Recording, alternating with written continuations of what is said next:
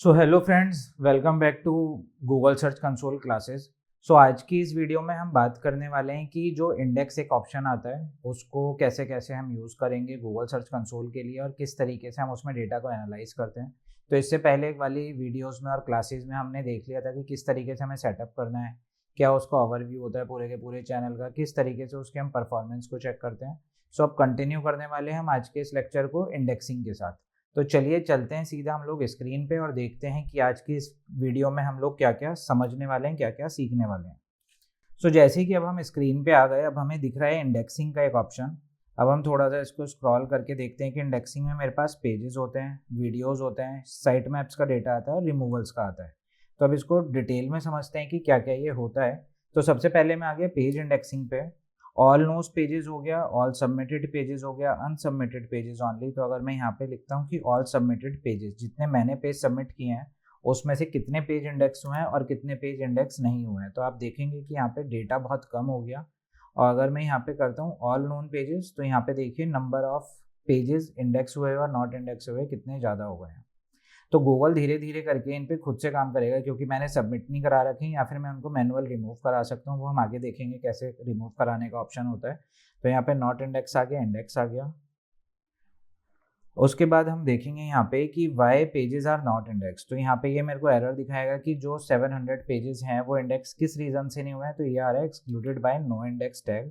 तो 239 पेजेस ऐसे हैं जिसको मैंने ही नो इंडेक्स कर रखा है। मैं नहीं चाहता मेरे लॉगिन है, एडमिन है या फिर मेरे यूजर्स का डेटा है कि वो गूगल पे दिखे, तो इसलिए वो इंडेक्स नहीं हुआ है। नॉट फाउंड 404, हो सकता है कि वो मैंने जो पेजेस थे अपने वो मैंने डिलीट कर दिए हैं, वो यूआरएल मेरे डिलीट हो चुके हैं, तो इसलिए मेरे को 404 में दिखा रहा है। तो इस तरीके से आप देखेंगे कि alternate page with proper canonical tag, इसके सेम पेजेस मेरे और भी क्रिएट हुए हैं जो कैनोनिकल टैग के थ्रू लगे हुए हैं। तो उसमें 96 पेजेस मेरे ऐसे हैं, तो इस वजह से ये इंडेक्स नहीं हुआ है। तो आप देखेंगे यहाँ पे आपको मल्टीपल एरर्स यहाँ पे दिख रहे हैं कि किस रीज़न से आपके पेजेस इंडेक्स नहीं हुए हैं। अगर आपको लगता है कि वो पेजेस आपके रिक्वायरमेंट के नहीं है तो आप उसको इग्नोर कर सकते हो। अगर आपको दिखता है कि वो पेज आपके लिए इंपॉर्टेंट है तो आप उसको, जैसे कि हमने पहले वाली वीडियो में देखा था कि कोई पर्टिकुलर आपको लिंक चेक करना है कि वो इंडेक्स हुआ या नहीं हुआ है, तो आप उस वे में जाके उसको चेक कर सकते हो। और मैं ऊपर कार्ड में यहाँ पे एक उस वाले वीडियो का लिंक डाल दूंगा, तो आप वहाँ से भी उसको क्रॉस चेक कर सकते हो। ठीक है, तो ये था मेरा पेजेस की डिटेल। अब मैं जाऊँगा वीडियो सेक्शन पे। वीडियो सेक्शन पे हम देखेंगे यहाँ पे कि मेरी ज़ीरो जो है वो वीडियो इंडेक्स हुई हैं और 47 नॉन इंडेक्स वीडियोस हैं मेरी।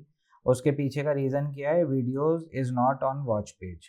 तो इसका मतलब क्या हुआ कि मैंने डायरेक्ट अपनी वेबसाइट के ऊपर ये वाले वीडियोस को नहीं पब्लिश किया हुआ है, मैंने यूट्यूब के लिंक डाल रखे हैं, इस वजह से यहाँ पे मेरे को वीडियो का डेटा नहीं शो करेगा। फिर तीसरा आता है इसके अंदर site map. Most important part होता है आपकी वेबसाइट के पूरे ट्रैफिक को दिखाने के लिए। तो अभी तक हमने जो देखा था, हमने अपनी वेबसाइट पे प्रॉपर्टी ऐड कर दी थी, बट अब प्रॉपर्टी ऐड होने के बाद इजी वे होता है कि गूगल को आप अपनी पूरे का पूरा जो पेजेस बने हुए हैं आपकी वेबसाइट पे उसका इंडेक्स यहाँ पे अपलोड करना है। तो अब आप एक एक पेज को जाके तो कॉपी पेस्ट नहीं करोगे, तो उसका ईजी वे क्या होता है कि आपको अपने डेवलपर को बोलना है कि इस वेबसाइट का एक साइट मैप क्रिएट कर दो। तो साइट मैप कैसे होता है, वो पूरा का पूरा आपका एक ट्री होता है लिंक का। जैसे कि मेरा एक होम पेज है, होम पेज के अंदर मेरे 5 मेन्यू बने हुए हैं, उस 5 मेन्यू के अंदर मेरे 10 सब मेन्यूज बने हुए हैं और उन 10 सब मेन्यूज के अंदर मैंने अलग अलग अपने और सेक्शन क्रिएट किए हुए हैं। तो उन सब का पूरा एक ट्री बन के एक सिंगल पेज पे आ जाता है, जिसको हम लोग बोलते हैं यहाँ पे साइट मैप डॉट XML। तो अब देखिए यहाँ पे क्या लिखा रहा है, एंटर साइट मैप URL। तो आपकी कोई भी वेबसाइट होती है, स्लैश लगा के उसके आगे आप लिखेंगे साइट मैप डॉट XML। वो लिंक आपको यहाँ पे डालना है और उसके बाद हम कर देते हैं यहाँ पे सबमिट। तो आप सबमिट करने के बाद देखेंगे कि मैंने यहाँ पे मल्टीपल अपने जो पेजेस हैं, क्योंकि मेरे सब यूआरएल्स और यूआरएल सब कुछ हैं, तो मैंने यहाँ पे उन सबका साइट मैप इंस्टॉल कर रखा है। ठीक है, अब यहाँ पे क्या एरर दे दिया है इसने, पहले 2024 तक कुड नॉट फैच। उसके बाद अब मेरे जितने भी साइट मैप इस पर डल रहे हैं उसमें मेरे को पर्टिकुलर दिखा देता है कि कितने डिस्कवर पेजेस हैं और कितने अनडिस्कवर पेजेस हैं। तो यहाँ पे साइट मैप इसलिए बहुत इंपॉर्टेंट पार्ट होता है। जैसे ही आप साइट मैप सबमिट करते हो, गूगल को पता चलता है कि अगर आपने कोई नया पेज भी क्रिएट किया है तो भी वो ट्रिगर हो जाता है गूगल के पास, और गूगल उस पर अपना जल्दी से जल्दी क्रॉलर अरेंज करता है, फिर वो इंडेक्स करता है, फिर उसके बाद उसमें से जो कीवर्ड्स होते हैं उनको वो रैंक कराना शुरू कर देता है। तो साइट मैप आपके लिए एक बहुत इंपॉर्टेंट पार्ट है। फिर आते हैं हम फोर्थ पॉइंट पे, रिमूवल्स। अब रिमूवल्स क्या होता है, जैसे कि हमने देखा था कि आपके जो पेजेस इंडेक्स हो गए हैं लेकिन आप वो एक्चुअल में नहीं चाहते कि वो गूगल पे दिखें, आपके पर्सनल पेजेस थे, आप नो इंडेक्स लगाना उसके अंदर भूल गए, या फिर आपको ऐसा है कि मेरे को लॉगिन का जो पेज है वो गूगल सर्च पे नहीं दिखाना है, वो केवल मैं अपनी मेन वेबसाइट दिखाऊंगा, लोग वहाँ पे आके लॉगिन पे क्लिक करेंगे। तो आप यहाँ पे क्या कर सकते हो, एक नई रिक्वेस्ट यहाँ शेयर कर सकते हो। यहाँ पे आपको यूआरएल डालना है और रिमूव दिस यूआरएल ऑनली, और remove all URL with this prefix. तो प्रीफिक्स का मतलब क्या हो गया कि इस प्रीफिक्स से पहले मान लीजिए मेरे को अपना एक पूरा मेन्यू हटाना है और मेन्यू के अंदर जितने सब मेन्यूज बने थे वो सब भी हटवाने हैं गूगल से। तो मैं यहाँ पे अपना सिर्फ प्रीफिक्स डालूंगा और उसके बाद फॉर एग्जाम्पल मैंने डाला xyz.com/test, मैंने सिर्फ यहाँ तक का, और इसके आगे मेरे जितने ब्लॉक सेक्शन थे या सब मेन्यूज बने हुए थे वो सब भी डिलीट कराने हैं। तो मैं यहाँ पे इसको चूज कर दूंगा remove all URL with this prefix. तो मैं यहाँ पे टाइप भी करके दिखा देता हूँ, मान लीजिए https://www.xyz.com/text।